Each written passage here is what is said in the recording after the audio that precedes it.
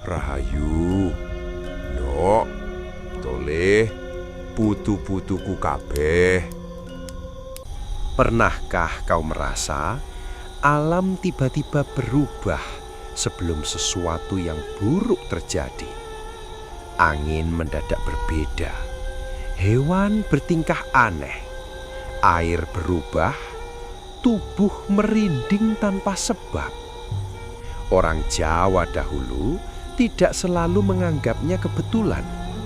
Tapi awas, tidak semua tanda adalah pertanda gaib.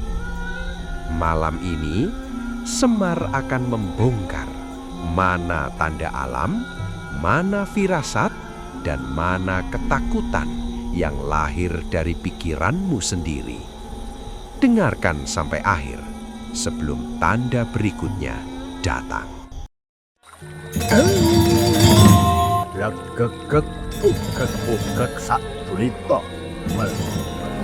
Semar Jawa. Tontonan, tuntunan, tatanan, Rahayu.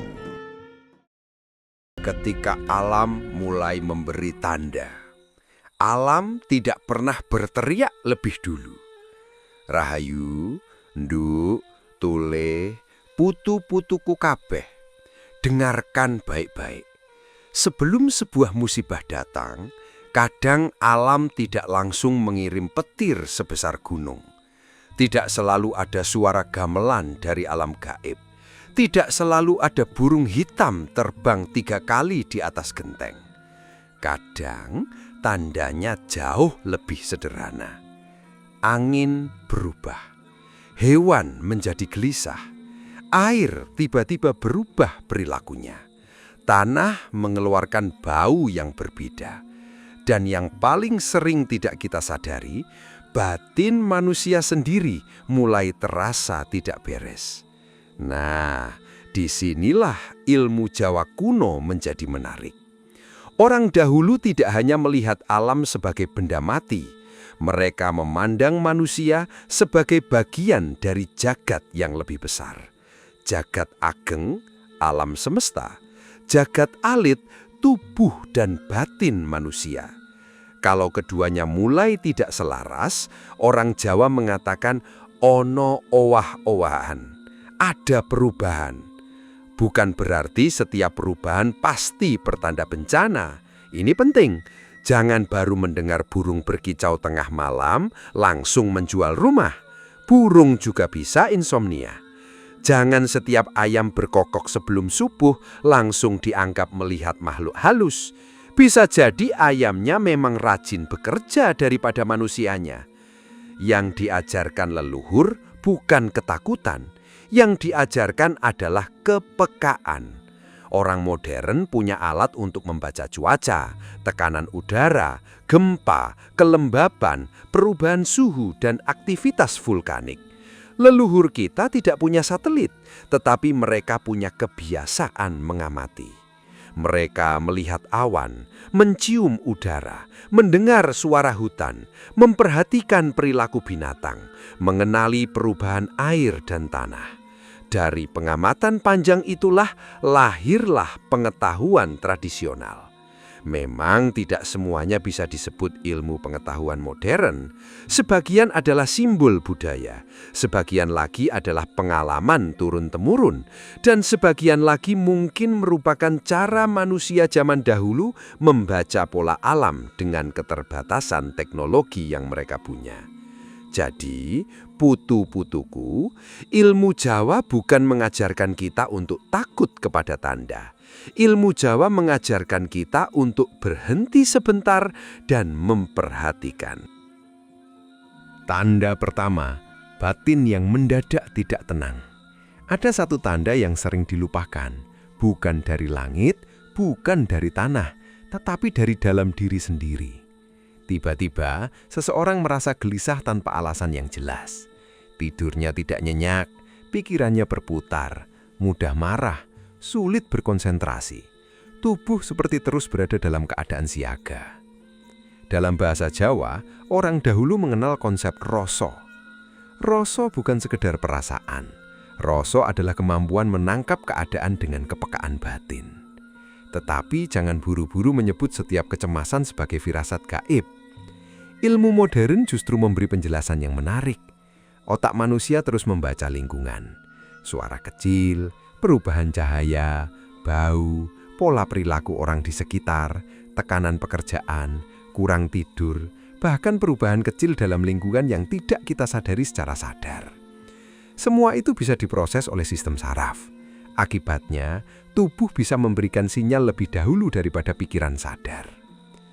Jantung lebih cepat, napas pendek, otot menegang, perut terasa tidak nyaman. Kita lalu berkata, "Aku punya firasat." Padahal bisa jadi tubuh sedang mengatakan, "Weh, ada yang harus diperhatikan." Nah, leluhur Jawa menyebut pentingnya menata rasa. Bukan percaya membabi buta kepada firasat, tetapi juga tidak mengabaikannya. Ada ungkapan yang sering dipakai dalam tradisi Jawa. Aja kagetan, aja gumunan, aja dumeh. Jangan mudah terkejut, jangan mudah terpaku, jangan mentang-mentang. Maknanya dalam. Ketika sesuatu terjadi, jangan langsung bereaksi. Amati, periksa, rasakan, kemudian bertindak. Inilah sebenarnya latihan spiritual yang sangat modern, karena orang yang mampu berhenti beberapa detik sebelum bertindak sedang memberi kesempatan kepada pikirannya untuk bekerja lebih jernih. Dalam psikologi, kemampuan menyadari keadaan batin sebelum bertindak berkaitan dengan kesadaran diri dan pengaturan emosi. Jadi kalau suatu malam batinmu terasa tidak tenang, jangan langsung mencari dukun. Jangan juga langsung membuka grup WhatsApp keluarga dan menulis, "Feeling aku ada sesuatu." Itu bukan kewaskitaan, itu bisa jadi hanya kurang tidur. Semar saja kalau kurang tidur juga bisa ngomel. Bedanya, Semar ngomelnya sambil mikir. Laku waspodo, ritual Jawa untuk membaca diri dan alam. Sekarang kita masuk pada laku sederhana.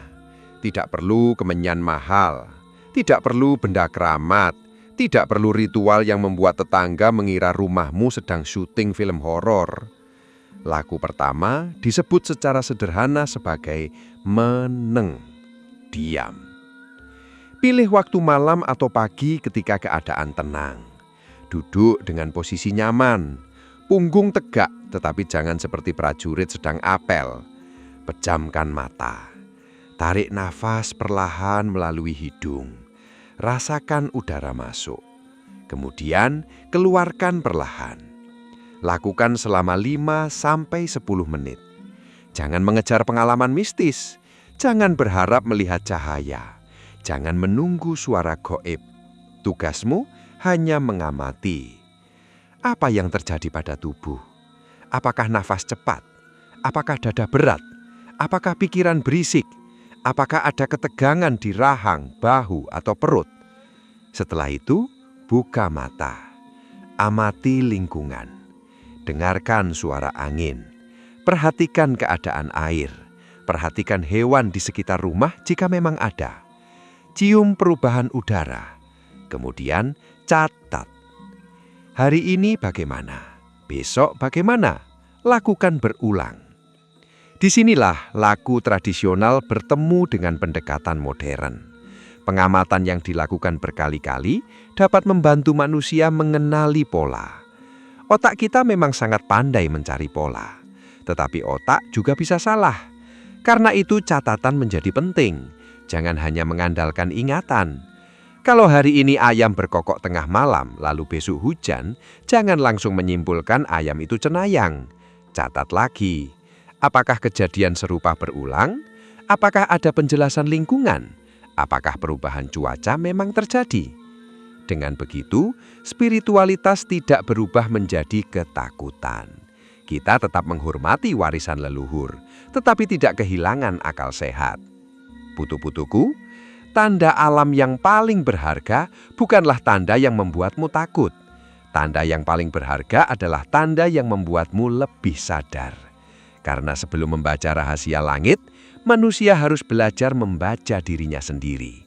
Dan di batch berikutnya, kita akan masuk lebih dalam tentang angin, hewan, air, dan tanah, serta mengapa leluhur Jawa begitu serius memperhatikan perubahan kecil di sekeliling mereka sebelum mengambil keputusan besar.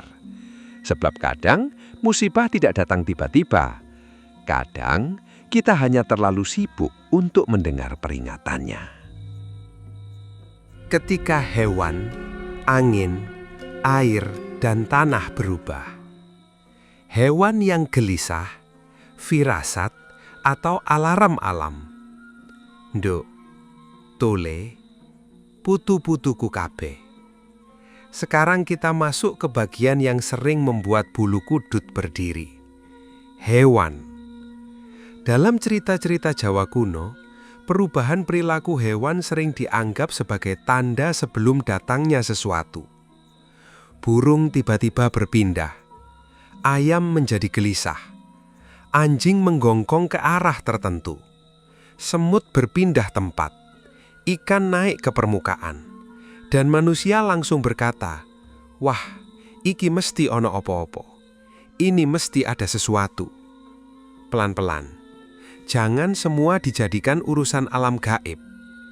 Leluhur kita justru sangat teliti membedakan antara tanda dan kebetulan.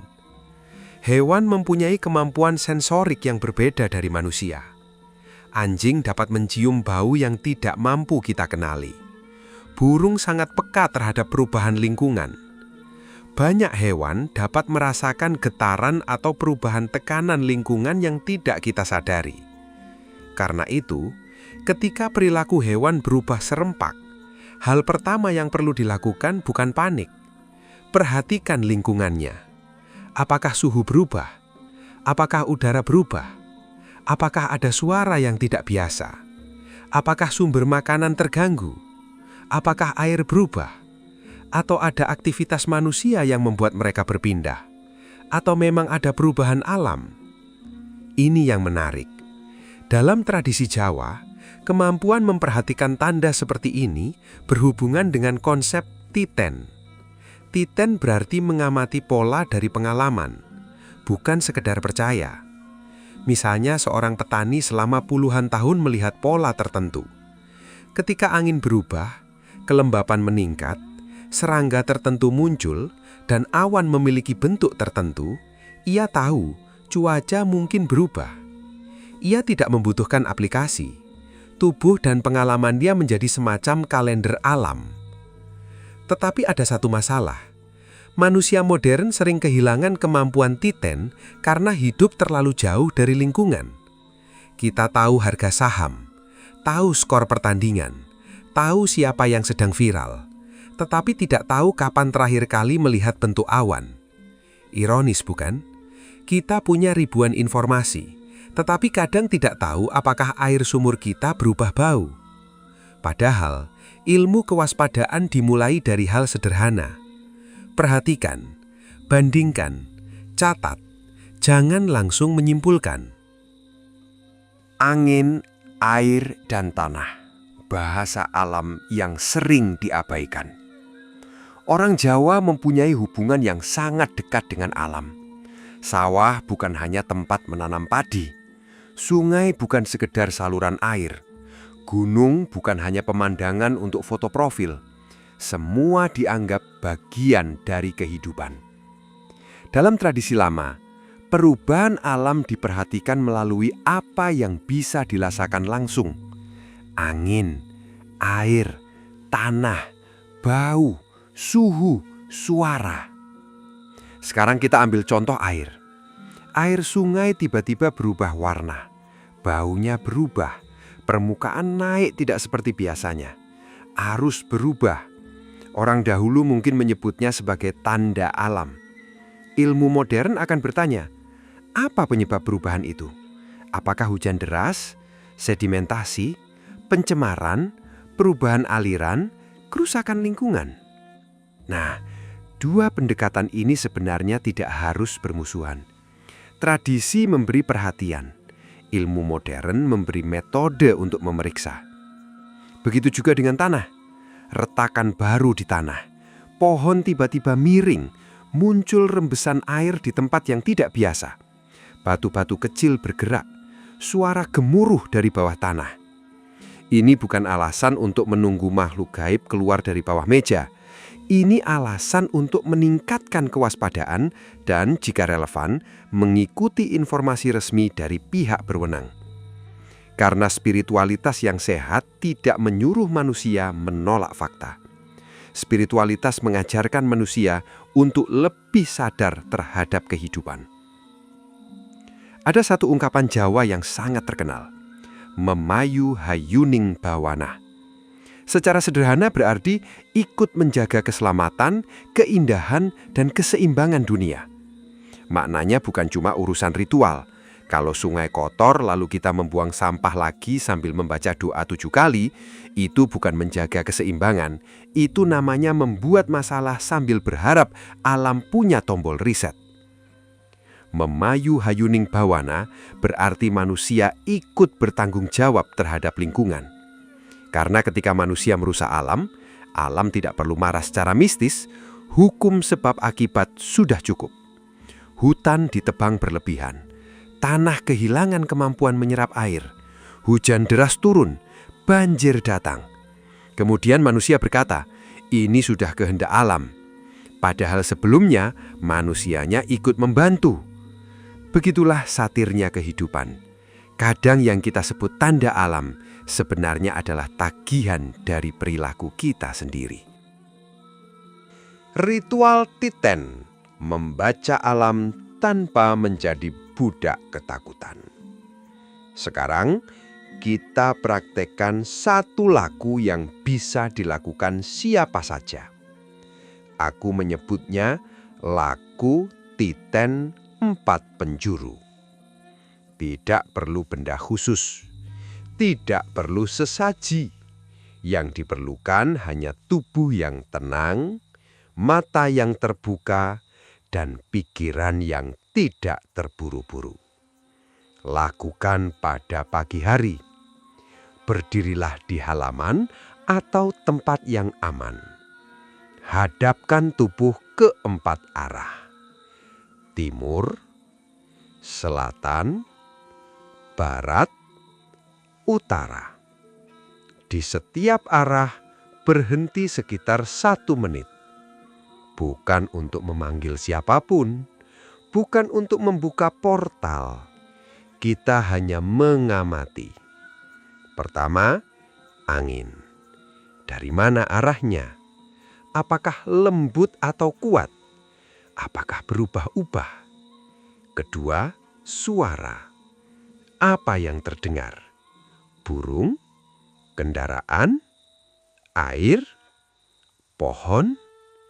Apakah ada suara yang tidak biasa? Ketiga, bau. Apakah udara terasa normal? Apakah ada bau tanah yang sangat kuat? Asap, bahan kimia, air? Keempat, keadaan tanah dan air. Apakah ada genangan yang tidak biasa? Retakan, rembesan, perubahan warna. Semua dicatat. Lakukan selama beberapa hari. Kemudian bandingkan. Ini bagian penting. Jangan hanya mencatat ketika sesuatu buruk terjadi.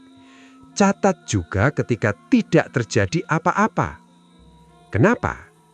Karena otak manusia punya kecenderungan mengingat kejadian yang cocok dengan dugaan kita dan melupakan kejadian yang tidak cocok. Itulah sebabnya orang bisa berkata, setiap kali aku bermimpi ular, pasti ada masalah. Padahal mungkin sudah bermimpi ular 20 kali. Dan hanya 2 kali terjadi masalah. Yang diingat 2 kali, 18 lainnya masuk tong sampah ingatan. Dalam psikologi, perhatian dan ingatan memang tidak selalu objektif. Karena itu latihan titen harus dibarengi kesadaran. Jangan mencari bukti untuk membenarkan ketakutan, cari pola untuk memahami kenyataan. Setelah selesai, duduklah. Tarik nafas perlahan. Katakan dalam hati, aku waspada. nanging ora wedi. Aku waspada, tetapi tidak takut. Kalimat sederhana namun maknanya dalam. Waspada membuat kita bergerak, takut membuat kita membeku. Kalau ada informasi resmi tentang potensi bencana, ikuti. Kalau ada perubahan lingkungan yang berbahaya, menjauh. Kalau tubuh memberi sinyal tidak nyaman, periksa penyebabnya. Kalau batin gelisah, tenangkan. Jangan mengubah setiap kegelisahan menjadi ramalan. Putu-putuku, leluhur mengajarkan titen, bukan panikan. Karena orang yang mampu membaca tanda bukanlah orang yang paling banyak melihat hal gaib. Orang yang paling mampu membaca tanda adalah orang yang tepat jernih ketika orang lain mulai panik. Dan ada satu tanda yang jauh lebih dalam daripada perubahan angin, perilaku hewan, atau air sungai. Tanda itu muncul ketika suasana sebuah tempat berubah dan tubuh manusia menangkapnya sebelum pikirannya memahami alasannya. Disitulah kita akan masuk ke wilayah yang lebih gelap, tentang rasa merinding, kesunyian yang mendadak terasa berbeda, dan bagaimana memori bawah sadar, sistem saraf, serta kepercayaan leluhur Jawa bisa bertemu dalam satu pengalaman yang sering disebut manusia sebagai firasat. Firasat, merinding, dan rasa yang menangkap sebelum pikiran. Ketika tubuh merinding sebelum pikiran mengerti. Nduk, toleh, putu-putuku kabeh, sekarang kita masuk ke bagian yang paling sering disalahpahami. Merinding. Tiba-tiba bulu kuduk berdiri.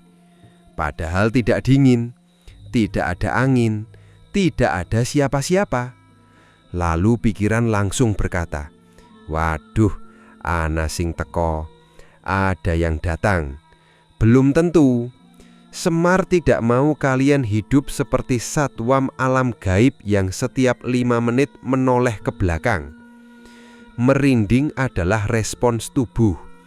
Sistem saraf manusia memang dapat bereaksi terhadap suara, suhu, suasana, ingatan, ketegangan, bahkan musik.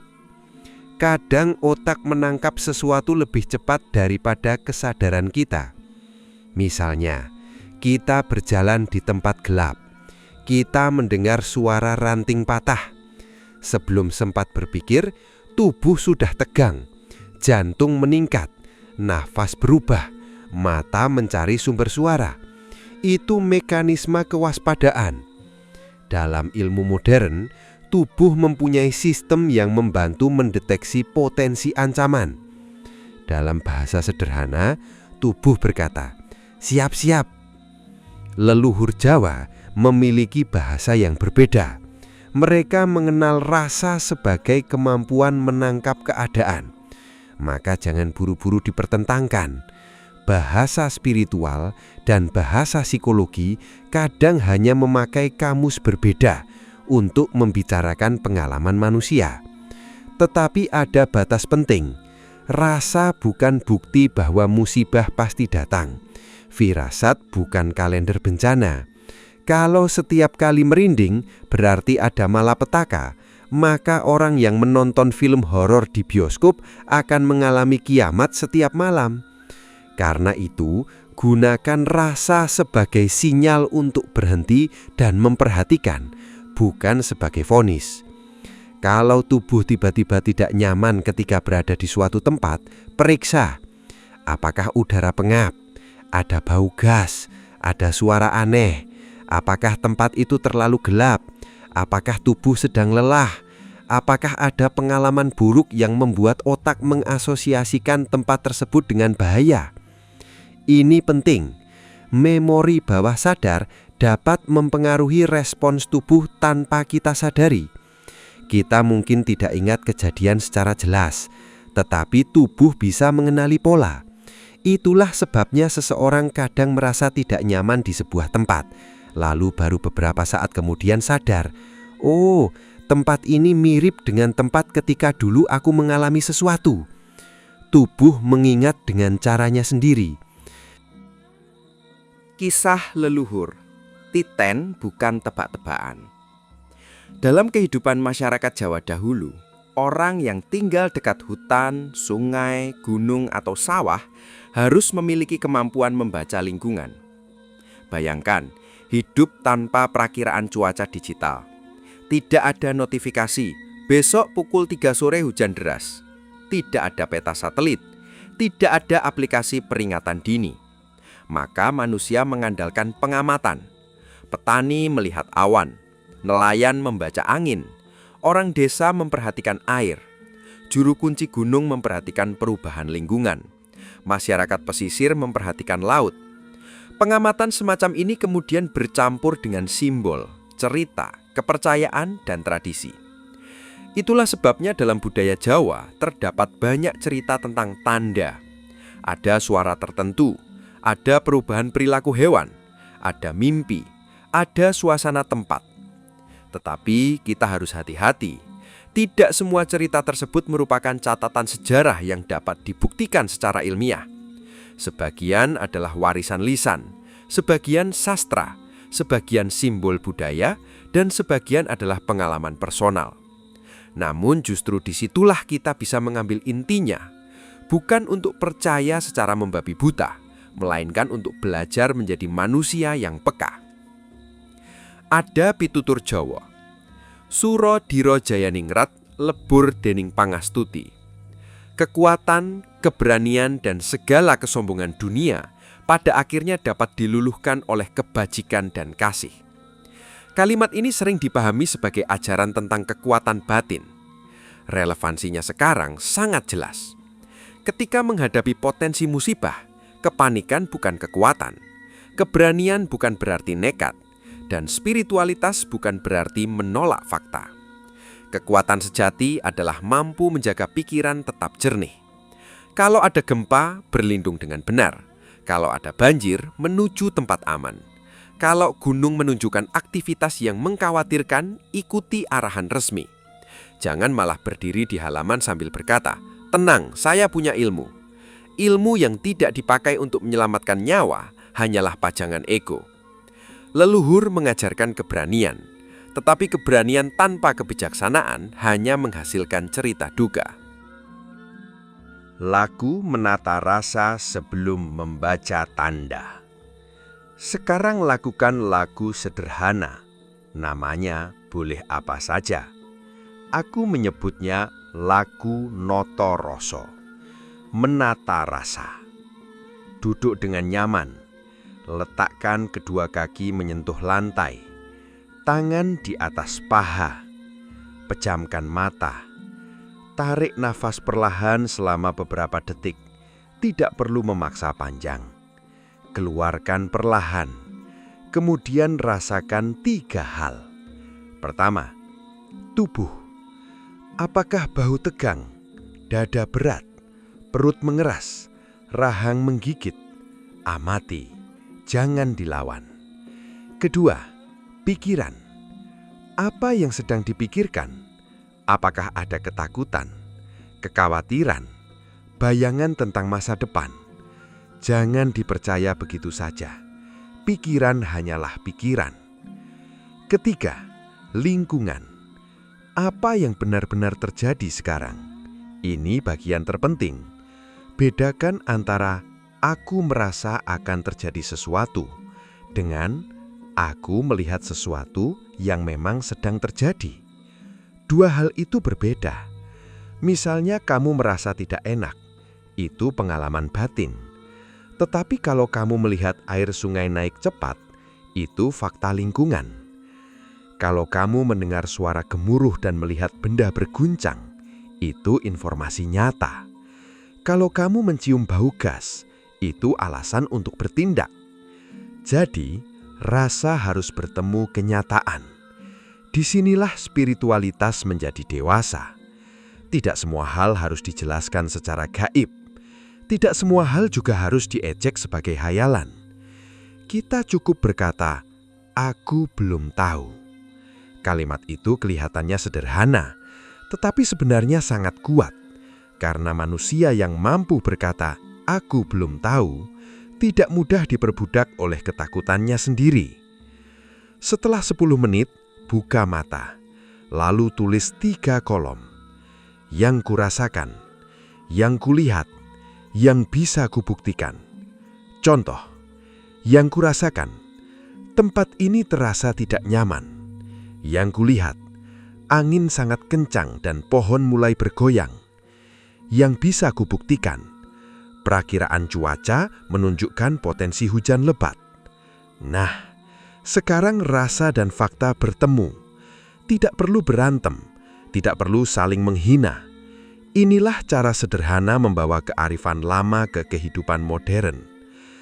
Leluhur mengajarkan kepekaan, ilmu modern mengajarkan verifikasi. Keduanya bisa berjalan bersama selama manusia tidak menjadikan ketakutan sebagai penguasa. Karena sebenarnya, tanda bahaya yang paling berbahaya bukanlah suara burung di tengah malam, bukan angin yang berubah, bukan rasa merinding.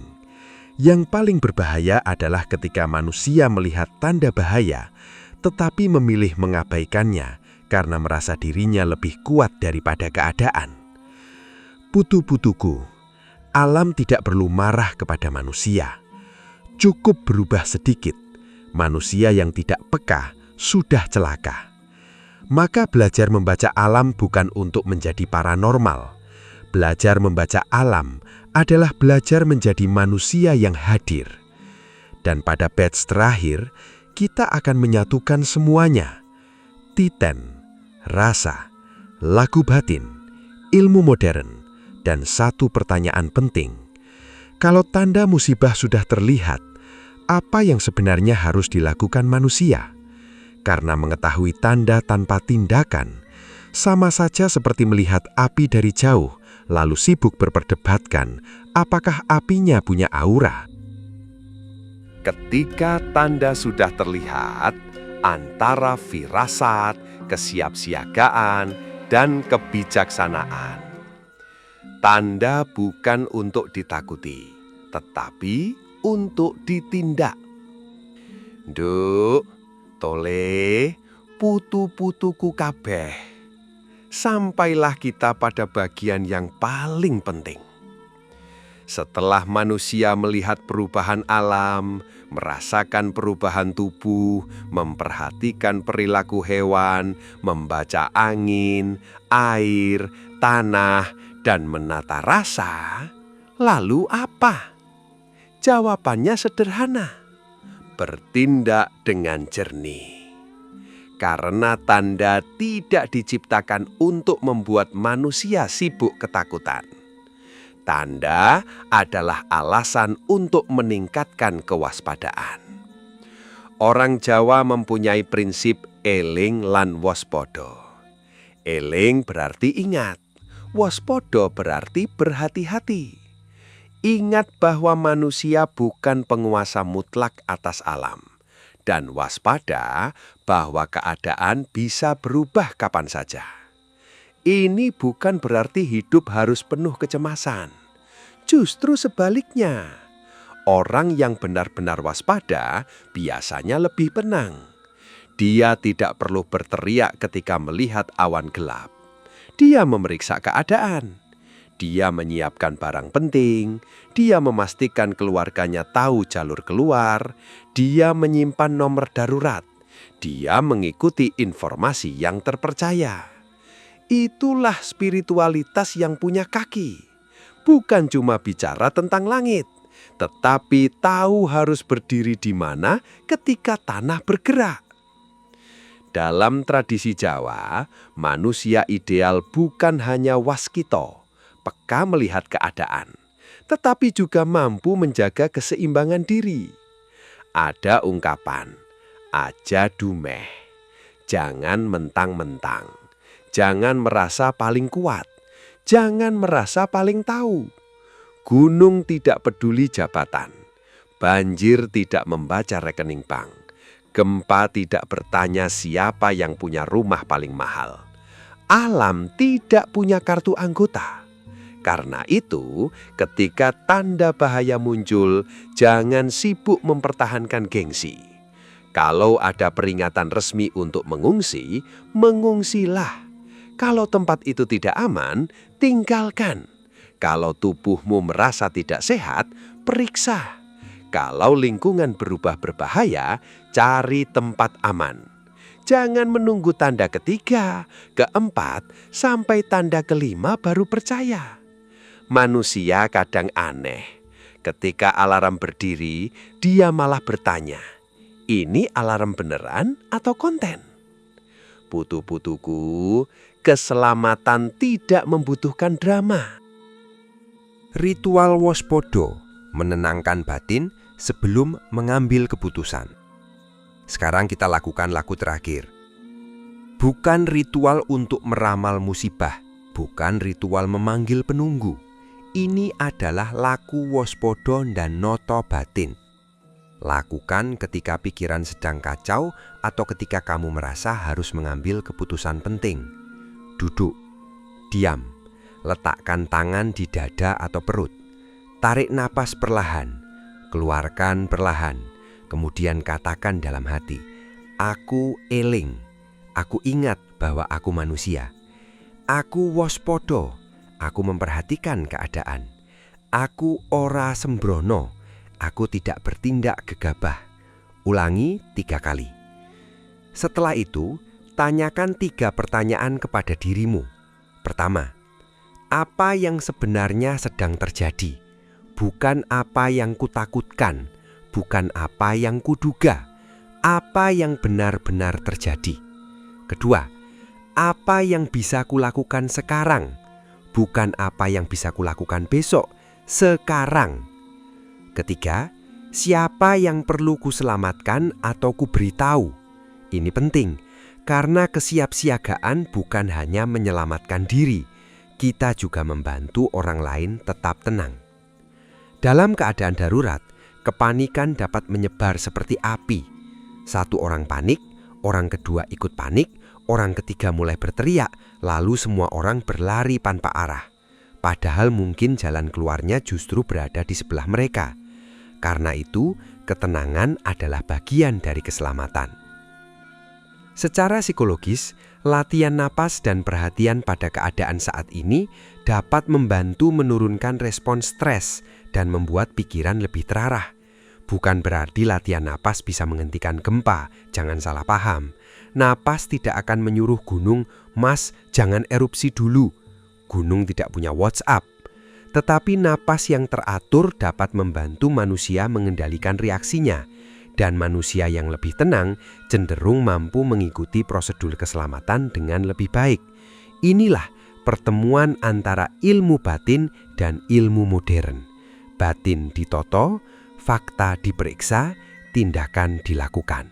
Itulah 3 kaki manusia ketika menghadapi ketidakpastian. Pitutur terakhir, alam tidak sedang menghukum kita. Putu-putuku kabeh, dari awal kita bicara tentang tanda. Tetapi sekarang Semar ingin membalik pertanyaannya. Bukan apakah alam sedang memberi tanda sebelum musibah, tetapi apakah selama ini kita cukup memperhatikan alam? Itu pertanyaan yang lebih dalam. Sebab kadang kita sibuk mencari tanda mistis, sementara tanda yang nyata sudah berada di depan mata. Sungai semakin dangkal, hutan semakin gundul, tanah semakin tertutup beton, udara semakin kotor, sampah semakin banyak, cuaca semakin sulit diprediksi.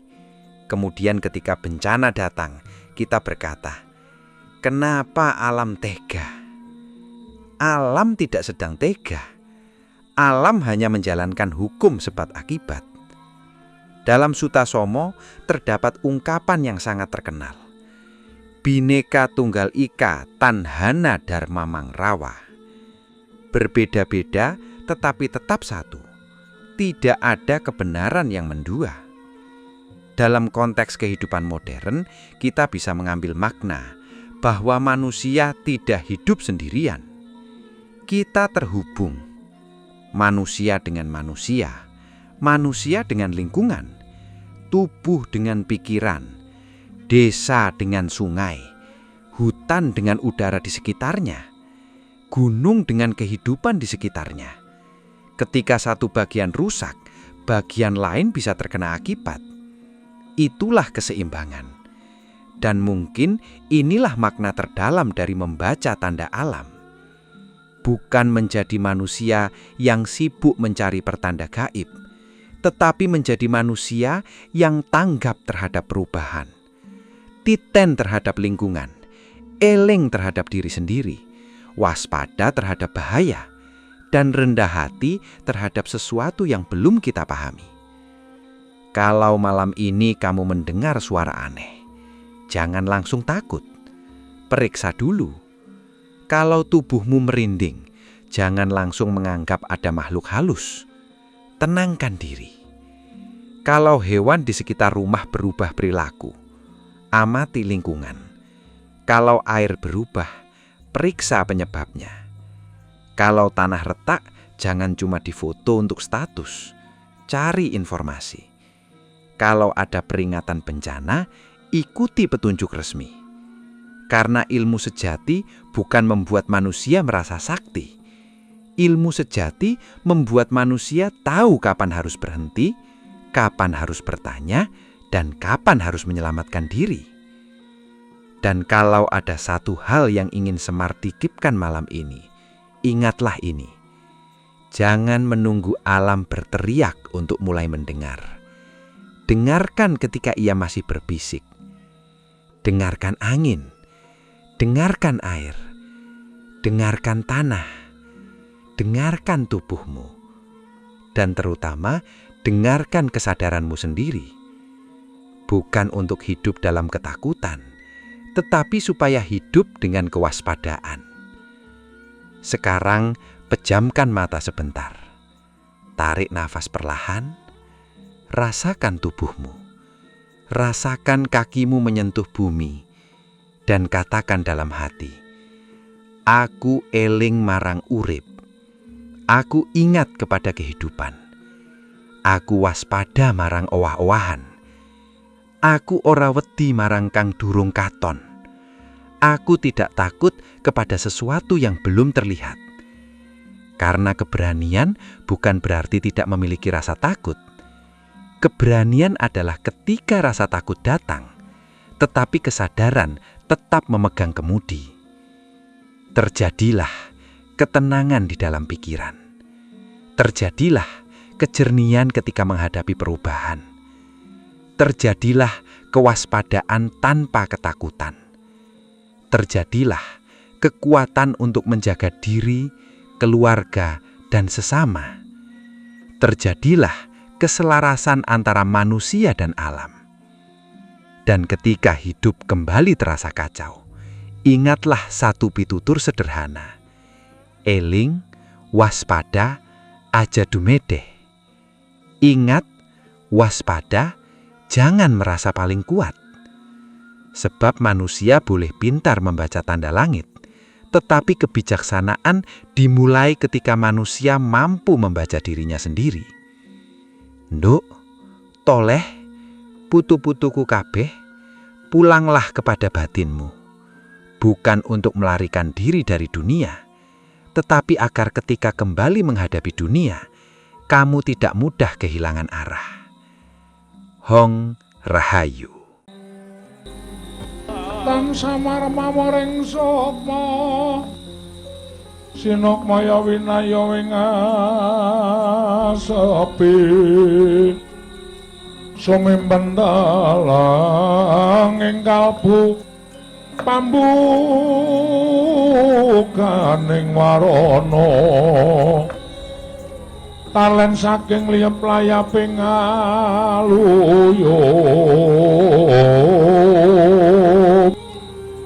pindha pesating sumpena sumosoping rasa jati